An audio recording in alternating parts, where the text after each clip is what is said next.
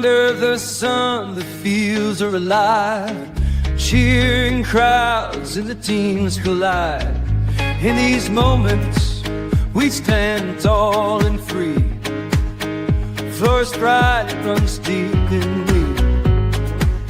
With every touchdown, we rise and we cheer. Unity and spirit, the hardly hear. Raise your voices, let's make it loud. In Florida's high schools, we're so damn proud. From the bleachers to the end zone to go, football and cheers make our spirits roll.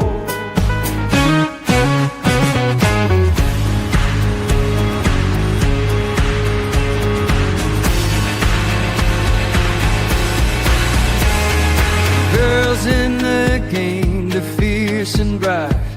Flag in hand, they give it their might. From every town they bring their dreams. On this field of gold, nothing's as it seems. Together we shine, together we play. In Florida's heart, we own this day. Raise your voices, let's make it loud. In Florida's high schools, we're so damn proud. From the bleachers to the end zones go, football and cheers make our spirits grow. So here's to the game, we'll rise and stand. In Florida's field, ready or die band.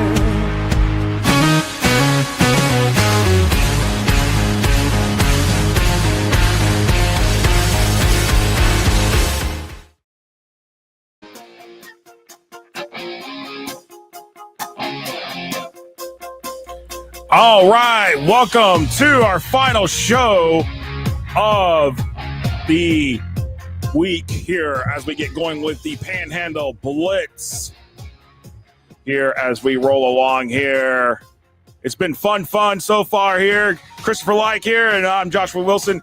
Appreciate y'all being here with us, and we definitely see quite a few people already on the chat here joining us here, and as we are ready for some football and everything, and Panhandle is my cup of tea, as Colin Patrick says, and then Mark Cannon is here as well. And we're glad to see everybody. We'll have Alison Posey on here in just a moment here to talk about some Big Bend football, the Big Bend portion of the Panhandle, which goes all the way from Pensacola just to the Swanee River, right there east of Madison County. So right there, as we say it, as we get going here with everything. And you know what? We're just going to kind of maybe flip it up a little bit. We'll get Alison on because Alison, I know, has a busy schedule. I know she's been doing, I don't know if she's at work or if she's getting to have to do the shows tonight or not, but I want to make sure that because of everything with the timing, because Channel 6 does a lot of programming there in Tallahassee. So how about this, Chris? Why don't we do the interview first? Then we'll come back and talk about the Blitz Lines and everything. Go ahead. And everything. So let me just go ahead and pull it up here on the screen here as we get that going here. I'm going to bring up because I just got to be able to flip over to the screen. There we go. And all right, we're going to go ahead and bring Alison in from WCTV Channel 6 in Tallahassee. Alison, it is so good to see you, my friend. And wow, it is it's hard to believe football season's already here. Of course, you got going last week with Georgia, obviously, because their week one is obviously our week 0 here. So, but now everybody's in sync this week. So, thank you so much for coming on. And first things first, because when I told you we were going to talk about this, the big elephant in the room, obviously, in the Panhandle is what's going to happen with Gadsden County, because there's a lot of appeals process still going on, and people are asking me, like, why are you ranking Gadsden County? They're not eligible. And I'm like, really, technically, they're still eligible until everything has been exhausted through the court of their peers, which is the FHA and all the stuff that they do. Yeah, I mean, I think we'll have a little bit clearer picture tomorrow. I mean, as you guys know, 2 weeks ago, the 8 student athletes had their appeals hearing, and they were originally said that they were banned for a year until next July. Didn't go their way, the way that they wanted. They were given immediate eligibility at any FHSA school but Gadsden County. Since then, 5 of those athletes have transferred out of Gadsden County. 3 of them are still there, and they are now awaiting the Board of Directors appeal hearing, which will be in September. So those 3 still holding out hope that they'll be able to play football at Gadsden County this year. Tomorrow is kind of the big day, though. Tomorrow, Gadsden County and Russell Ellington will both appear before the Infractions Appeals Committee. That's when they look to get that postseason ban lifted. Russell Ellington, right now, their head coach, cannot coach or make an appearance at a game. So he's hoping, I talked to him today, he's hoping that gets lifted completely, or that maybe, it's a 3, 4, 5 game ban. That's what he's hoping. He wants to stay at Gadsden County. He's hoping it works out. But we'll find out tomorrow. We'll all find out together. He said he's not super confident, but he doesn't want to get, too high or too low. He's just trying to stay even keeled, because as you can imagine, it's pretty stressful. I mean, he can still practice. He can still coach at practice, and he was there today coaching up the kids. But like I said, we'll find out tomorrow. They're trying to lift that postseason ban, and he's trying to be able to coach again on the sidelines. Wow, and that's tough. I mean, for the community, what is the community support been around them? Because I know that after that state run to the state championship last year, I know that they were the expectations were high for them to potentially be back at the state championship game, maybe even win the state championship this year, and everything's been kind of put to a grinding halt in this situation. Yeah, I mean, obviously the community's upset. I think that, depending who you ask, I mean, obviously the Gadsden County community is upset because they knew the potential in this team. Even the eight guys that, had to, are not able to play at Gadsden County right now, and the 5 that left, they're all very talented players. But you have to remember, Gadsden County still has a lot of talented guys in this program that are not in those 8.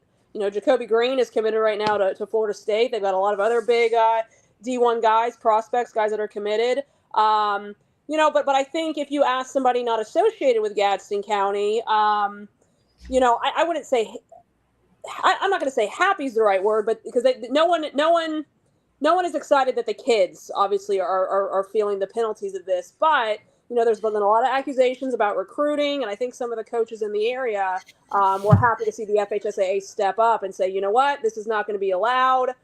These are the sanctions. So some of the coaches in the area were happy to see that recruiting is hopefully being taken seriously and was shut down. But again, everyone on the same page about the kids. They hate it for the kids. When they were able to transfer and be automatically eligible, there was a lot of excitement about that. Of course, they wanted to stay at Gadsden County, but at least those kids, many of which were seniors, have gotten that season back. So yeah, of course, huge disappointment for Gadsden County within the program and within the community, because like you said, Gadsden County, 67 out of 67 districts in academics, they're trying to have a new principal. Superintendent's trying to bring up the program right now.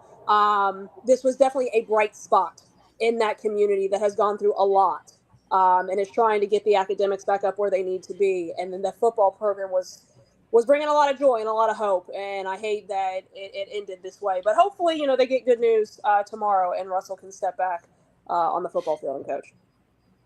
Yeah, one of the big spotlights from last season was the performance of Florida High.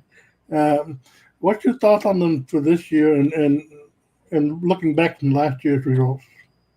Yeah, I mean, Florida High is one of those perennial powers we talk about. And I think the best thing about Florida High, and anybody will tell you, it's consistency, right? They've had the same coaching staff in for 2 decades. Before Jared was there, Mike was there, his dad. So, that's the Hickman show. It's a family affair, but you have all the same assistant coaches. Matt Wheeler, who's now the head coach at Osceola Christian, he was there for, I think, 16 or 17 years before he took the job at Osceola Christian. But that's why Florida High has the consistent success that they have, is because they start that in middle school. They run the same system. So by the time they get to high school, it's regular. It's business as usual. They're running the same thing. They're around the same guys. They're around the same kids. So again, a lot of excitement. They're a little older this year. They were younger last year. They lost a lot of talent, losing Makai Danzy to Florida State. So they were pretty young last year, but you have Cannon Cowie back at quarterback, who's poised for a great season, and they have a lot of guys around him. So yeah, if we're going to talk about one team in the Big Bend that's that's always going to make a run, it's going to be Florida High, and I expect nothing different from them this year. No, absolutely. And another team that people are going to be expecting to make a run again because they're going to be defending that state title is Madison County. Price Harris finally after 20 years of coaching around the state, he finally gets one, but it's actually at his alma mater. So that's a huge the boulder off the shoulder now to get that state title when he's been so close in other programs. And but Alison, not just Madison County, but it behooves me to bring up Taylor County because they do drop from 2A to the rural. The FHA granted them that 20% exception because they have lost a lot, and obviously we know the big elephant in the room reason why. It's because of obviously 3 hurricane hits over the last few years that has dropped the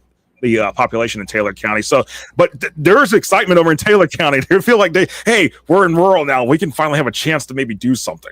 Yeah, absolutely. I mean, you mentioned the Hurricanes.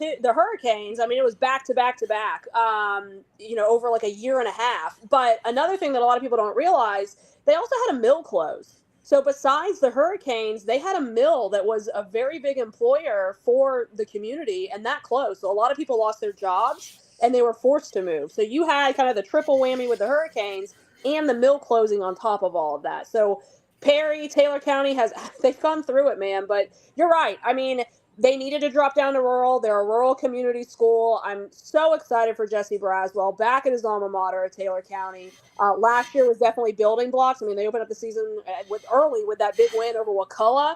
That was big motivation last year for them. And they're looking to continue that. They did have some guys transfer in that added some depth where they needed it to. But one thing that Coach Braswell told me when I spoke with him a couple weeks ago when I was out there was that they're just happy to face like-minded competition. You have to remember, they were in the same district with Florida High and Gadsden County. Those are 3 very different football teams. And it just wasn't – they held their own. But when you can play – other schools that have a community like you, that have the same population size, then you can compete. And they work so hard all year long, and I'm so excited for them to have the chance to compete come postseason. No, absolutely. And go ahead, Chris. Yeah, you mentioned the Hurricane, of course, Milton and Helene last year. What kind of contingency plan do these schools in the area have for this year, knowing that we have that week 12 bye, the extra week on the schedule? Yeah, I mean, I think we're all hoping the same thing, is that we don't have any hurricanes this year. I mean, I was actually joking at work today that I'm hurricane coveraged out. Like, I'm done standing in the rain.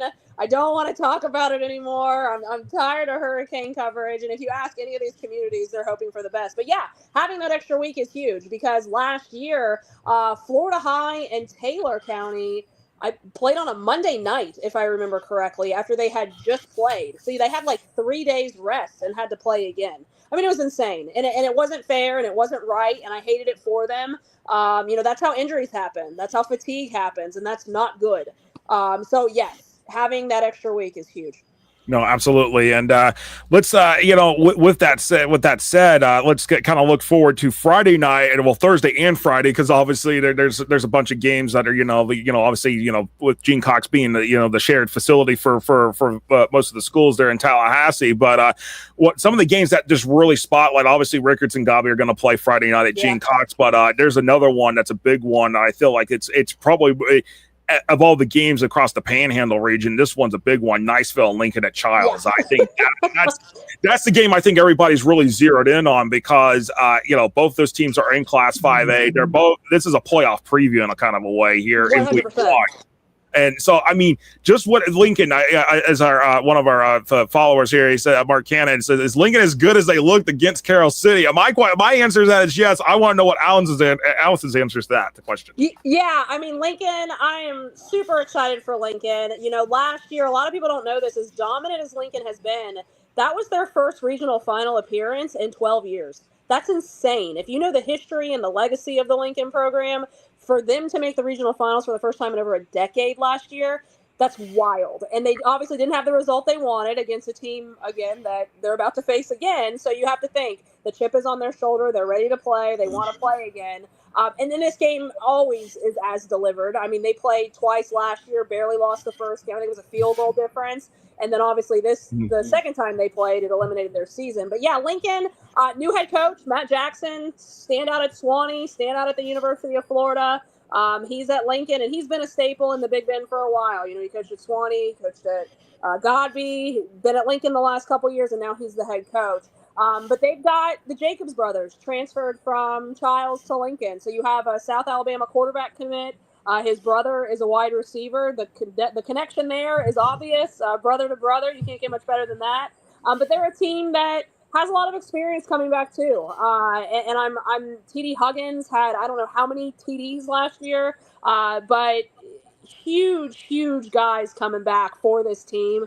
And I'm really excited to see what that experience can do. I'm expecting big things from Lincoln this season.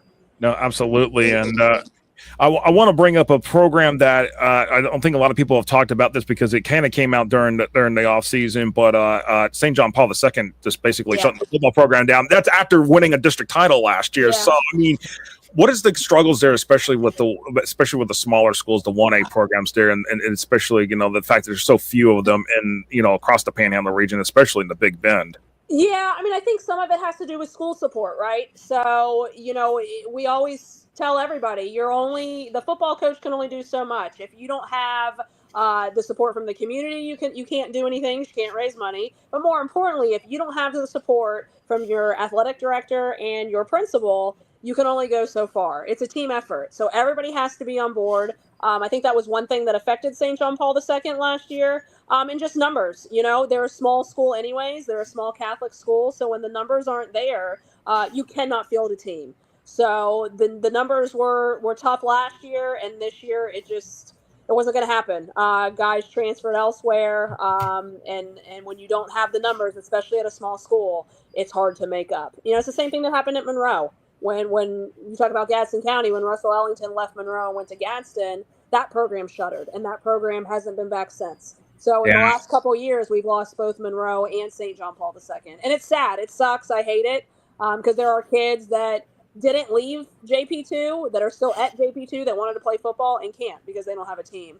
But yeah, I mean, it's a numbers game, man. I mean, you know that, covering small programs. Yeah. If you only have 25 kids on a roster anyways, and, you know, 10 of them quit, you can't really have a team with 15 kids. No, it's the struggles. It's the struggles. It's the struggles. And but Alison, as we wrap this up, tell the people what they can expect out of y'all's coverage at WCTV. I know y'all do a pretty fabulous job with covering high school football, not just obviously in the Big Bend area, but South Georgia as well, because the market does carry over the state line, in which we'll have some of those Big Bend South Georgia games going on this year. They're coming up pretty good. I think like next week. I think Florida High and Thomas County Central. So that again, and I want to say was it Rickards? I think it's got Colquitt on the schedule this year. Yeah, Colquitt on the schedule this year. I was actually up at Colquitt last week for their opening game. Yeah, I mean, I'll tell everybody this: if you're on the border and you've never been to a South Georgia football game, you gotta go, man. I mean, there is nothing like seeing the entire community shut down. So, football in Florida is special, but football in Georgia is different. Thomas County Central is building a huge indoor practice facility right now that should be done in about a week or two. I mean, it's different. Wow. They've got like 15 D1 prospects on that team. I mean, it's insane. But to your point, I mean, we cover 53 high schools, something like that, right around 50 across South Georgia and North Florida. We're all across the Big Bend, from kind of Wakulla, Franklin to all the way to Swanee County. And then in Georgia, we're from Seminole County to Clinch County. So kind of all the counties that touch the Florida line, and up into Colquitt too. So, I mean, we do a good job, man. It's busy. Friday nights are busy. We have about a 16, 17-minute high school football show, and then we host an overtime show afterwards that we get to kind of talk and see who we like, and we interact with fans. But we're the only high school football show in the Big Bend area. We're the only TV station that hosts a high school football show. So if you want to watch high school football coverage in the Big Bend, you got to watch us. We're the only ones that have it. We're the only ones that do it. So if you want to see it, we got you covered. And now, ladies and gentlemen, that's why you see why I wanted to bring Alison on to this, because ever since basically I started FloatHSFootball.com, now this is now going to season 16. It's hard to believe. Yeah, season 18 for me, man. It's crazy. It's crazy. And by the way, Gainesville says hello. Yeah, hello. It's my hometown.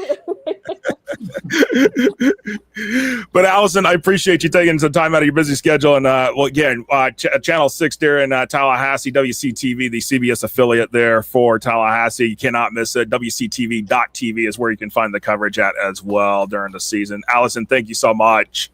Thank you, guys. I appreciate the time. Thanks for having me. All right. Thank you. All right. That was Alison Posey from WCTV TV and Tallahassee. And you can say that fast with Tongue Twister TV real fast. But Chris, the Big Bend area, it's definitely going to be it's going to be interesting to see what happens here. Yeah. I mean, we didn't even touch the tip. We only touched the tip of the iceberg. I mean, just with the teams, because there's more teams like Rickards, Godby. We could have gotten to, talking about Leon. I think one of the oldest head coaches now in the state, Ricky Bell. Ricky Bell, who has not been a head coach in the state since 1998, he's back as head coach at Leon. He's going to give it a go and see what happens. But actually, from what I've heard, the response is actually pretty good there. So I'm interested to see what Leon does this year to kind of get things back and going. Yeah, you also got Pensacola out there. You got Pine Forest. You have Niceville. All these programs are just Choctaw. I'll go Choctaw. Choctaw's another really one. Good programs out there. No, absolutely. And let me just kind of give a little bit of a segue here as we go back into the Blitz lines a little bit. We'll just do this a kind of a quick summary version of what we got going on. Obviously, some of the preseason games kind of had got washed out in the Panhandle too, so it wasn't just limited to certain areas in the state. It was a lot of going on. So for a lot of teams, getting that kickoff class again just to shake the rust off would be nice, but some of that rust may be coming off the here in week one as the teams with toe meets leather. But Chris, some of the games that we're going to be looking at, like Rickards and Godby, there's a couple of school Pace is going up to Alabama to play Mary G. Montgomery. Gulf Shores is coming in to play Choctaw, but again, some of the other games we talked about, Niceville and Lincoln. I mean, as you heard Alison say, it's that game is like the big game of the week that for this week, and not just Tallahassee, but the entire state and entire Panhandle region. Yeah, that's one of those rivalry games you want to pay to watch, and I'd love to be there and see that game. No, absolutely. And with that said, it really will be. Mark Cannon, thank you so much. The guests on the shows this week have been fantastic. Absolutely. All the guests have been just fantastic guests. And the goal is just to get fantastic guests on, be it media, be it coaches, be it, we're going to even start looking at potentially where I'm going to put a form out, and we're going to say, hey, you want to be on one of our shows? Let us know, because hey, we want to take people who want to get that promotion out there. And so even some of the star athletes, if they want to come on and get their names out there and they want to talk, we want to promote that. So that's what we're going to look at doing here as we go through the season. But we're definitely going to head as soon as some of these games are played here, we're going to start getting coaches on these shows here to talk about their teams, because hey, as they start to build that momentum, we're going to provide that platform for that momentum, Chris. Yeah, we may even expand our show. We'll see what happens, but one show, the ninth show we will have the ninth show. There is the ninth show that is to drive the state. Obviously, we're going to do the playoff stuff. Obviously, that's going to come, but that's not going to come until week 5, because that's when we expect the FHA to release the first rankings from the Max First rankings. So that it's been out. You get first 4 weeks into the season. We'll see what happens. Now that's barring anything. I'll just keep my mouth closed. I'll knock on wood. All right, so I'm going to knock on wood on this one. Don't do it. Don't do it. Don't do it. Don't say it, Josh. Let me just play this instead.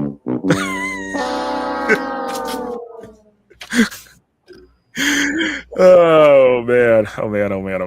All right, let's take a timeout here. Let's go that, and then we're going to come back and we're going to have the pick 6 and everything with that. So we're going to do that, and we'll be right back. So we'll take about a little bit of a 2.5 minute timeout here, and then we'll come back and we'll have the pick 6 here on the Panhandle edition of the Blitz. I'm Joshua Rosa. That's Christopher Like. We'll be right back.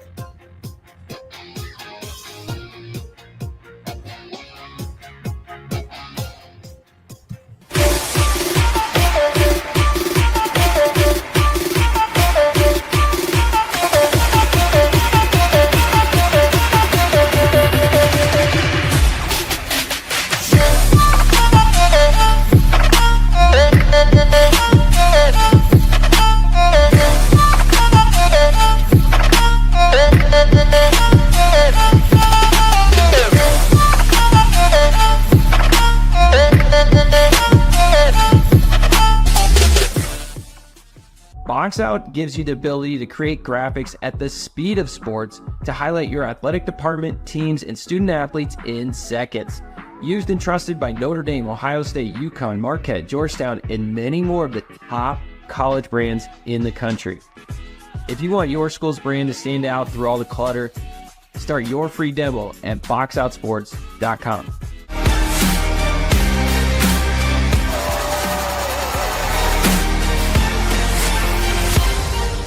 And he's in the end zone for the touchdown. Touchdown.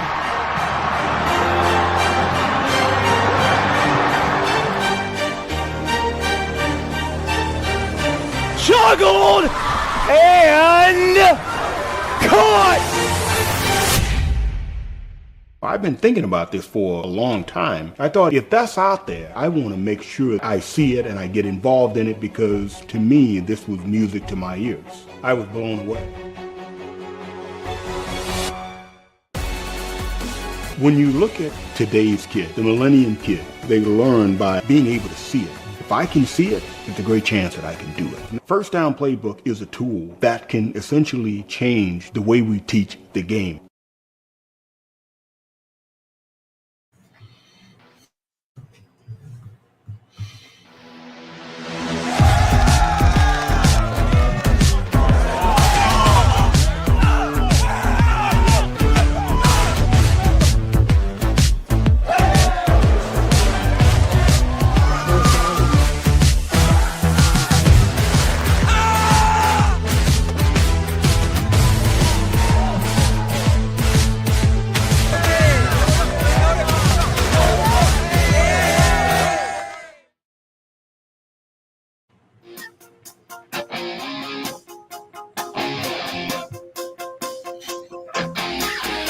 All right, welcome back here to the Panhandle edition of the Blitz here on FortHSFootball.com and on our social media platforms on Facebook, X, and YouTube. We appreciate everybody joining us here as we do this each and every Tuesday and Wednesday with our shows here in the Sunshine State, bringing you different perspectives, the different ideas and different thoughts of what's going on around the Sunshine State, hitting the different regions, hitting the different teams, giving everybody the love they deserve.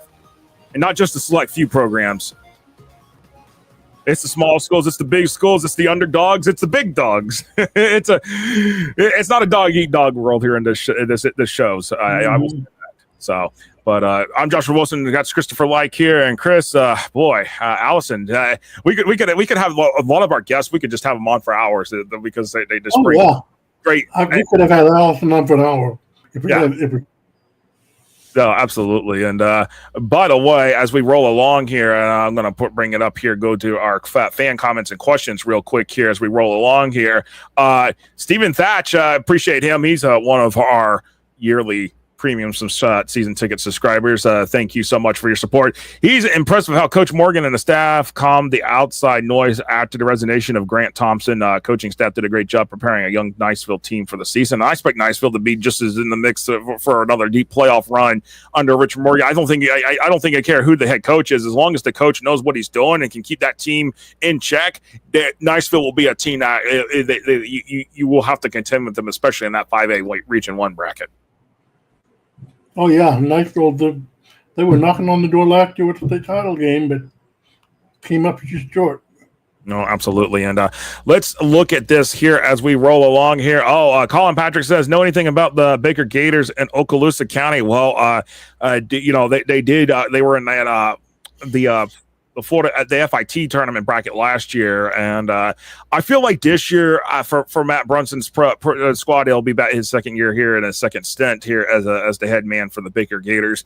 I feel like they were young last year, Colin, and honestly, I will say this: I feel like they will be much more mature, and I feel like that they will actually be one of the 16 teams in the main bracket for rural this year, not an FIT bracket. They will be in that 16-team bracket, and they'll compete. I don't know if they're gonna have the run that they had back in 2020, where they ran all the way to the state championship game and won that game against Hawthorne there at FSU. But I I feel like, for Baker, that they'll be back to some kind of form that a lot of people know on the Panhandle, especially rural football, what Baker will be like. So that's my expectation this year, Chris, with the Baker Gators.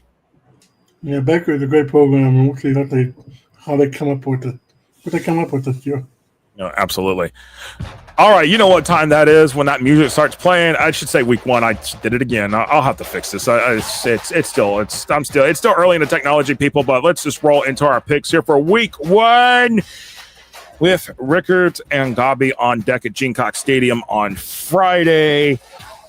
Chris, what you thinking here between the Cougars and the Raiders? Rickards and Godby. Boy, that's a good game. I like Godby. It's going to be a close game, though. All right. I'm going Gabi as well, and Reno is going Gabi as well. I like Gabi. I feel like Gabi is going to be in a good position to defend their district championship. The chat is firing off for Gabi as well. If you're new to this, you can fire off in the chat your picks. We'll read them out. People will also see the live chat as well on the side, and we'll bring that up as well. Talk about it, what y'all have here. Forecast from the FPRI. Rankings, Gabi 14 over Rickards, giving Gabi an 89% chance of winning the game. So, but Mark Cannon says Rickards will have the better band. Yes, that is true. I will agree with you on that one, Mark Cannon. Rickards does have an excellent band, and we did see that back in 2020 when they played in the state championship game against American Heritage Plantation. Emery Smith says Gabi over Rickards. So pretty much everybody's in agreement. Gabi here for this one, Chris. Yeah, and that doesn't really surprise me. Gabi's a great program, and they should be on the cusp of making a deep run in the playoffs. All right, let's take a little trip up over West I-10, and then we're going to stop at Pace. But guess what? We can't stop at Pace fully because we got to find ourselves a way, I believe, to I-65 and go up a little bit to where Pace is going to play at Mary G. Montgomery to open up their season. And, this one is going to be a close one. I feel like it's a tight one. The forecast, I feel like when I bring it up here in a moment, you will see where I feel like this is a tight one. Chris, your thoughts here on this border war rivalry here between Florida and Alabama? It's always an interesting time when they have to travel up to Alabama. A pretty good state with competitive football, but not as good as Florida. But give me Pace by a couple of points. And I will say this is where Vance Smith, the new head coach of the Pace Patriots, he will get his first win as the head coach, taking over from his father, Kent Smith, who retired after the district championship run they had in getting going, I think it was too deep into the playoffs there in 6A. I feel like Vance Smith will start off his head coaching career with a win at Mary G. Montgomery. So I am going against the algorithm here on this one. All right, we're a potential game that I may be going against the algorithm here in a moment. We'll see here. Gulf Shores at Choctaw. Indians, they still got some talent. They did lose a couple of talented players that transferred out, but there's still talent for Frank Beasley's program. And honestly, I feel like it is going to be really interesting to see where this game is. Pace, that O-line is nice this year. Grant Wise, Grant Wise on that O-line for Pace, by the way. So there you go. All right. Gulf Shores at Choctaw. Chris, where do you stand with this one between the Gulf Shores Dolphins and the Choctaw Indians? I wouldn't be surprised if Gulf Shores comes up with a win with this thing, but I think Choctaw is a much better team. Yes, Choctaw does, from my understanding, Choctaw does still have the running back who was an all-state running back on the roster. And as you heard Chris say, Choctaw, I believe he's going to go with Choctaw on this one, but I'm surprised about Gulf Shores. Am I correct? Did I hear that correctly? Yep. So with Choctaw, I am going to go against the algorithm again here. I am taking Choctaw. The home environment there at Choctaw High School is one of the best in the Panhandle.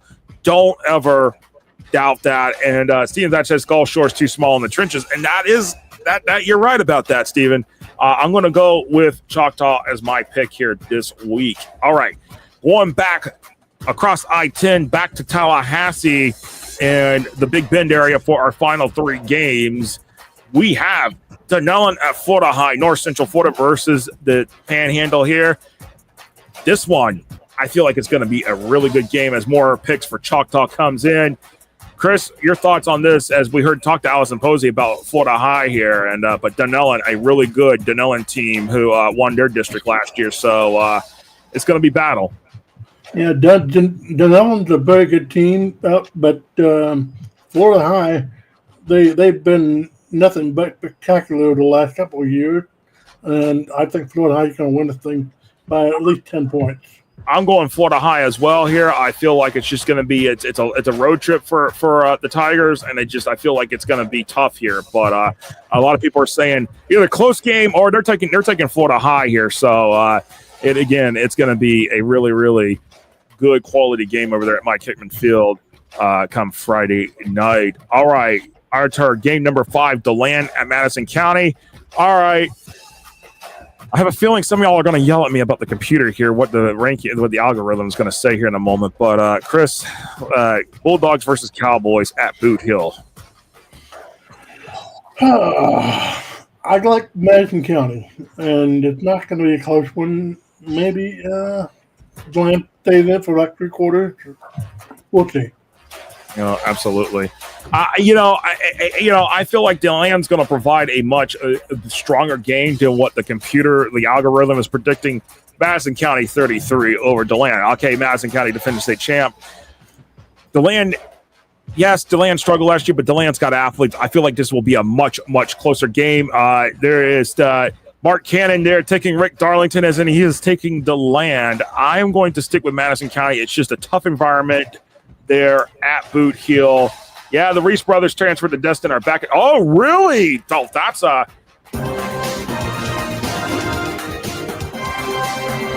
Marcus Eden's giving me some news. So the Reese brothers are back at Choctaw. That just bolsters the defense even more for Choctaw. So I'll stick with my pick on that one. Anyways, I'm going Madison here at Boot Hill. There you go. I'm taking Madison County on this one. So, and by the way, Reno is picking DeLand. He did take Florida High, and he took Choctaw on his picks, by the way. I forgot to mention those. I thought I mentioned them, but I maybe not have. All right, our final game for week number 1. Niceville versus Lincoln at Childs High School. Huge showdown, as you heard Alison say at the start of the show. This is a playoff preview. Week 1 last year, playoff preview. They bet in the playoffs. I feel like this is just setting up for another classic showdown here this year. For 25. Yeah, this is going to be an instant classic. I'd pay to see this one and more. But give me Niceville in maybe a double overtime. By the way, Chris is the king of overtimes. If you've not figured this out, he is the king of predicting overtimes. And the chat, Stephen Vatch, he just puts up the eagle emojis. He is a Niceville fan through and through. He is picking Niceville. Mark Cannon's going Lincoln. Zach's going Lincoln. Emery Smith, he's taking Madison County 8, but he thinks they'll be closer than 33, according to the FPRI. In this game, what is it? Computer thinks Lincoln 4 over Niceville. So this tells you this game will be a battle of battles. Win probability, Lincoln 66%, Niceville 34%. My pick, I'm sorry, Steven, but I am going Lincoln here. I just feel like it's this year's Lincoln's year in this situation, just because I feel like, again, I'm not doubting Richard Worker. I'm not doubting the fact that they're able to do stuff, but I just feel like this is Lincoln. It's got it a little bit but together here. I feel like Niceville a little longer, but we'll see. We'll see. This is why they play the games on the field, and we only write stuff on paper, as you see. I just write picks down on paper. Yeah, see, all the picks. I just write stuff down on paper. So see. All right. And Mark Canny says, "Oh no, Chris picks Niceville overtime. I'm going to take growing game for both teams." I agree with you, Steven, on that one. It will be a growing game for these teams, but wow, here we go. We are 2 weeks down in our shows here, but this week, so much more than last week with all the bugs and stuff, but it's here it is, week 1, and we're ready to rock and roll. And I definitely appreciate everybody that has been on here supporting the shows, watching them over the last 2 nights, going back and watching them during the season. We definitely appreciate that. You can follow us on social media at Florida HS Football, or follow us on X at FLAHS Football. And on YouTube, hit that subscribe button. Or, in the I want to say top right corner, if you're on your desktop, or get on your phone, open that YouTube app, find us at Florida HS Football, and hit that subscribe button. Get that notification bell on. That way you find out, hey, when we're going live or posting new video and new content. But Chris, it's been fun here. Oh yeah, no, don't just subscribe. Hit that like button. Yes, hit that like button, because I'll tell you this. We'll just as we wrap it up. The more y'all hit subscribe, the more you hit that like button, the more it's going to recommend these videos to other people, and that's what we want here, as we do with all of these 8 shows. I'm going to get it to where it's on the website too, where it's just where it feeds automatically into the website with the YouTube stuff, because we can do that. I'm just still figuring out the nuts and bolts in that here, because we do have that ability to do that, but. You get notifications on the YouTube app on your phone. So we definitely appreciate, again, everybody joining us here for the shows. And thank you, Emery Smith. He religiously watches these shows. If you want to talk about a huge fan, huge fans of Mark Cannon. But Emery Smith, is a really through and through football fan. Mark Cannon, Stephen Fatch. All these people that are on here, y'all are true through and through football fans, especially for high school football in this state. And we definitely appreciate it a lot here as we get going for the 2025 season. Chris, any final thoughts on your end here? Yeah, I'm excited for this Panhandle. There's a lot of great football teams to look out for. Niceville, Pine Forest, you got Godby, you got Lincoln. At Florida High. There's no shortage of talented teams out there. No, absolutely. And that's why this year, when we started we're looking at the shows, I decided if we're going to do this, if I'm going to break off the regions, North Florida, I might as well go ahead and break it up to 8 regions for the entire state. That way, we can bring these areas more coverage, and especially the Panhandle. We hear it all the time, Panhandle's forgotten about. Well, no, we're not forgetting about you here each and every week here with the Panhandle edition of the Blitz. Tell your friends, tell your family, tell your teammates, tell your coaches. Tell your dog. We're on 7 to 10 every Tuesday and Wednesday night for our 8 shows. And then we'll start at 5:30 for the Drive the Blitz, the Blitz edition of the Drive the State. The Drive the State edition of the Blitz, I should say, as when we start getting playoff rankings, we'll go there starting around 5:30 Eastern time on Tuesdays as the FHA drops the playoff rankings. Now, that could be subject to change again if the FHA decides to change things up. We'll see. But anyways, for Christopher Mike Reno on the other side, who joined us on the North Central Florida Blitz, and myself, Joshua Wilson. Thank you so much for watching. Get on FloydHSFootball.com. We'll have live score updates all weekend long here from week number 1. We'll see you next week here on the Blitz shows here on FloydHSFootball.com and our social media platforms on YouTube, X, and Facebook. Good night, everybody.